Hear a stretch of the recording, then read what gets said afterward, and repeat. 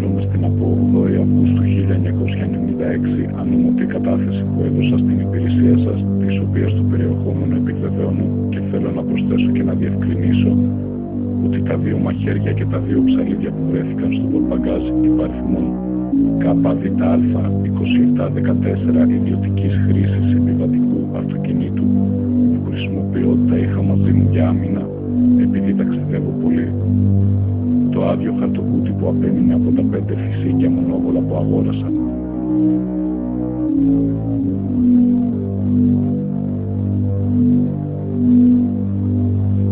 Για τις άδειες σακούλες σκουπιδιών και το σιδεροπρίωμα θα σας πω παρακάτω. Θέλω τώρα να σας πω με περισσότερες λεπτομέρειες το πώς, γιατί και πότε έκανα τις ανθρωποκτονίες που αναφέρω στην ανομωτή κατάθεση.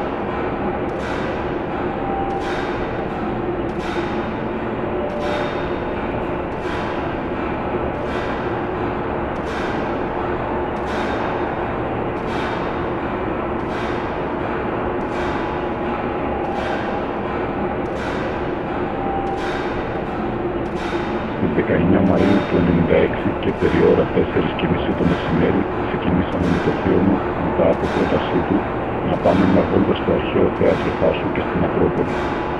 Επειδή κατάλαβα ότι ήθελε να με πάει εκεί για να με σκοτώσει, πήρα μαζί μου ένα ψαλίδι για άμυνα. Ανάμεσα στο θέατρο και την Ακρόπολη υπάρχει ένα τμήμα αρχαίου τείχου. Ενώ βρισκόμασταν στη γωνιά του τείχους, ύστερα από λογομαχία τον έσπρωξε. Όταν πήγε να με χτυπήσει με πέτρα και έπεσε στο κενό περίπου 10 μέτρα. Κατέβηκα να δω από κοντά πως είναι. Διαπίστωσα ότι ήταν ετοιμοθάνατος και για να μην υποφέρει, με το ψαλίδι που είχα μαζί μου, του έκοψα το λαιμό και το έκαψα σε κάτι θάμνους που υπήρχαν γύρω. Περί τις 6:30 έφυγα από το σημείο για να γυρίσω στο σπίτι.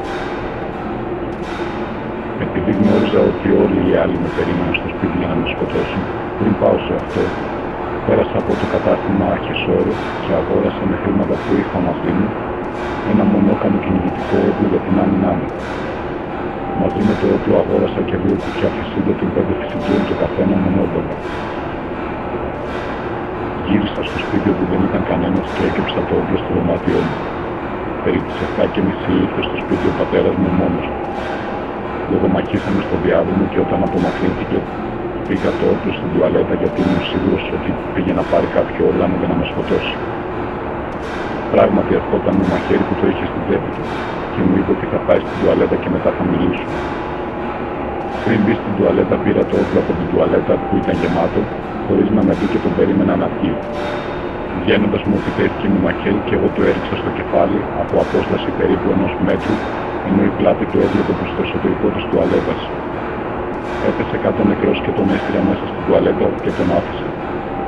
Η σφαίρα που έριξα στον πατέρα μου, όπως είδα, τρύπησε και την πόρτα. Μετά από 15 λεπτά ήρθαν η μητέρα μου μαζί με την αδερφή μου. Η αδερφή μου πήγε κατευθείαν στο δωμάτιό τους. Η δε μητέρα μας ρώτησε που είναι ο πατέρας και ο θείος μου. Της είπα ότι δεν ξέρω και αυτή έβγαλε μαχαίρι να με χτυπήσει. Εγώ όμως πρόλαβα και έβγαλα ένα μαχαίρι που είχα στην τσέπη μου και της έκοψα το λαιμό. Η αδερφή μου, που άκουσε τη φασαρία, μου επιτέθηκε εμένα στα ξενοδοχείο για να με χτυπήσει το κεφάλι. Εγώ την έσπρωξα, έπεσε κάτω και πήρα το όπλο που εν τω μεταξύ είχα ξαναγεμίσει μετά τη δολοφονία του πατέρα μου και το είχα αφήσει δίπλα στην μεσόλα στο διάδρομο. Την πυροβόλησα στο στήθος ενώ βρισκόταν στο σαλονάκι. Είδα ότι δεν είχε πεθάνει και αφού γέμισα πάλι το όπλο, την πυροβόλησα πάλι στο στήθος. Με τον δεύτερο πυροβολισμό είδα ότι συνέχισε να αναπνέει και τότε της έκοψα την καροτίδα για να μην πυρενόταν. Μετά από αυτά, μετέφερα τη μητέρα μου και τον πατέρα μου στο υπνοδωμάτιο, όπου τη μητέρα μου την έβαλα στο κρεβάτι και τον πατέρα μου τον άφησα στο πάτωμα. Την αδελφή μου την έβαλα στο σαλονάκι και σκούπισα τα αίματα στο διάδρομο με πατσαβούρες τις οποίες πέταξα στα σκουπίδια. Όταν έγιναν αυτά τα περιστατικά, φορούσα γκρίζο παντελόνι και άσπρο πουκάμισο με ρίγες που βρισκόταν στη θάσο στο σπίτι μου. Στη συνέχεια έπεσα για ύπνο.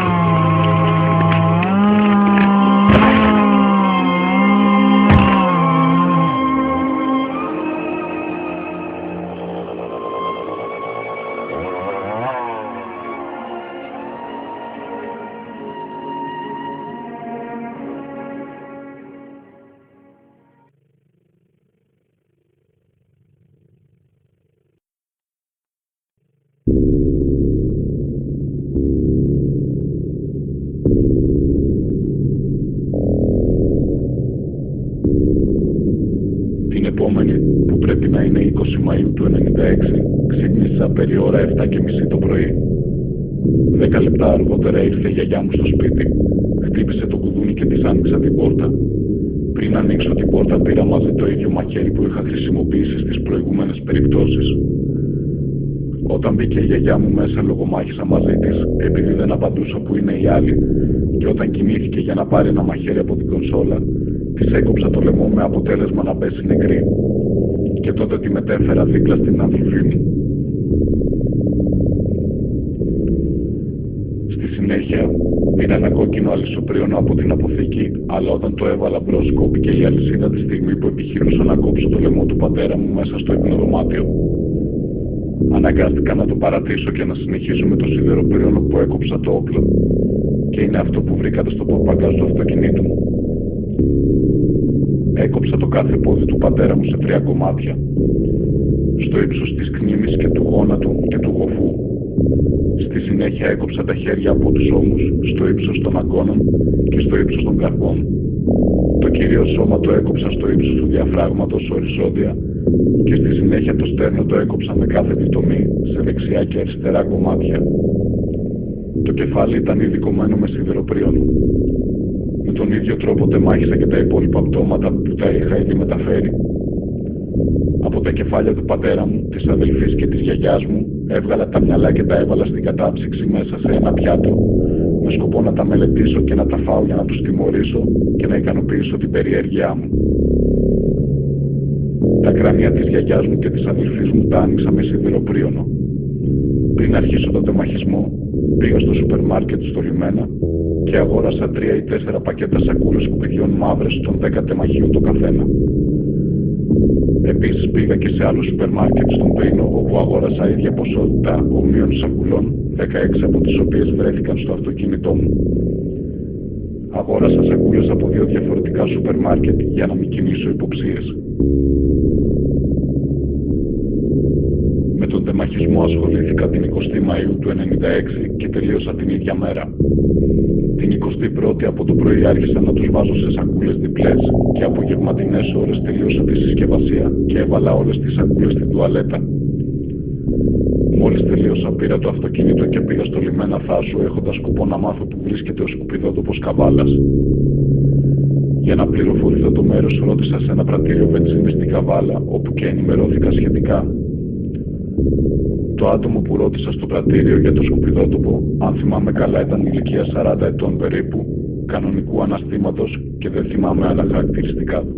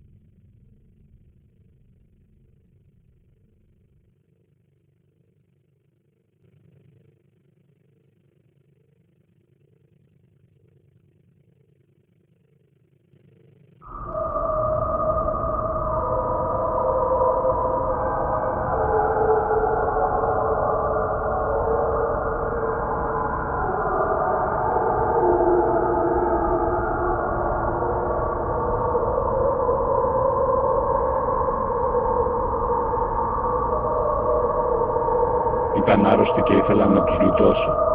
Μου έκαναν ψυχολογικό πόλεμο επειδή ήξερα ότι ήμουν άλλης μάνας παιδί και δεν μου έλεγαν την αλήθεια. Έπρεπε να φύγω από τη μέση με κάθε τρόπο. Είχαν το στίγμα από το πρόβλημα της αδερφής μου. Αν προστίθεται και το δικό μου, θα ήταν καταστροφή. Θα αποδεικνύονταν ότι ο πατέρας μου, ο αθαλάκωτος διευθυντής του σχολείου, στη ζωή του ήταν ένας βρώμικος άνθρωπος.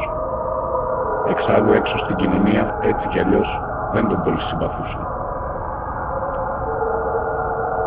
Η ποινή μπορεί να είναι από ισόβια μέχρι θανατική και η θανατική δεν με φοβίζει καθόλου. Είμαι πρόθυμος να την ακολουθήσω με χαμόγελο. Ίσως τότε χαμογελώ πιο πολύ από όταν με συνέλαβαν. Από τη στιγμή που έχω το δίκιο με το μέρος μου, θα φύγω από αυτόν τον κόσμο ξέροντας ότι στον άλλο που θα πάω δεν θα έχω κανένα πρόβλημα. Εγώ αυτό που περιμένω είναι η θανατική ποινή. Σε ποια περίπτωση? Στην περίπτωση που δεν γίνουν πιστευτά αυτά τα οποία λέω.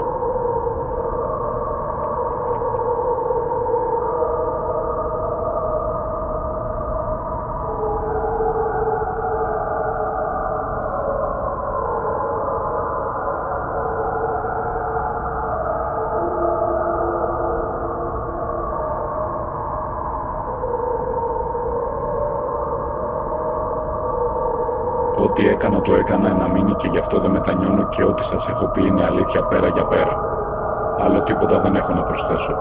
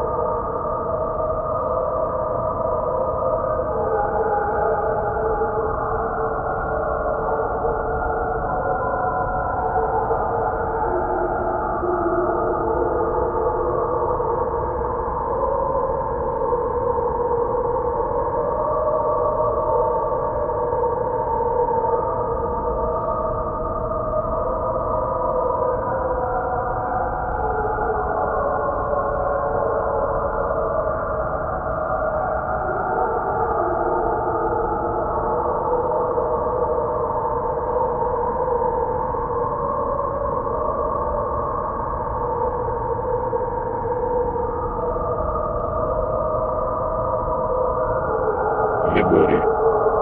Κάποιο σφάλμα θα έγινε στα άστρα που κυβερνάω. Κάποια επιπλοκή. Το περίστροφο της φωτογραφίας είναι ψεύτικο. Μη φοβάσαι. Δεν μπορεί. Κάποιο σφάλμα θα έγινε στα άστρα που κυβερνάω. Κάποια επιπλοκή. Το περίστροφο της φωτογραφίας είναι ψεύτικο. Μη φοβάσαι. Δεν μπορεί. Κάποιο σφάλμα θα έγινε στα άστρα που κυβερνάω. Κάποια επιπλοκή. Το περίστροφο της φωτογραφίας είναι ψεύτικο. Μη φοβάσαι. Δεν μπορεί. Κάποιο σφάλμα θα έγινε στα άστρα που κυβερνάω. Κάποια επιπλοκή. Το περίστροφο της φωτογραφίας είναι ψεύτικο. Μη φοβάσαι. Δεν μπορεί. Κάποιο σφάλμα θα έγινε στα άστρα που κυβερνάω. Κάποια επιπλοκή. Το περίστροφο της φωτογραφίας είναι ψεύτικο. Μη φοβάσαι. Δεν μπορεί. Κάποιο σφάλμα θα έγινε στα άστρα που κυβερνάω. Κάποια επιπλοκή. Το περίστροφο της φωτογραφίας είναι ψεύτικο. Μη φοβάσαι. Δεν μπορεί. Κάποιο σφάλμα θα έγινε στα άστρα που κυβερνάω. Κάποια επιπλοκή. Το περίστροφο της φωτογραφίας είναι ψεύτικο. Μη φοβάσαι. Δεν μπορεί. Κάποιο σφάλμα θα έγινε στα άστρα που κυβερνάω. Κάποια επιπλοκή. Το περίστροφο της φωτογραφίας είναι ψεύτικο. Μη φοβάσαι. Δεν μπορεί. Κάποιο σφάλμα θα έγινε στα άστρα που κυβερνάω. Κάποια επιπλοκή. Το περίστροφο της φωτογραφίας είναι ψεύτικο. Μη φοβάσαι.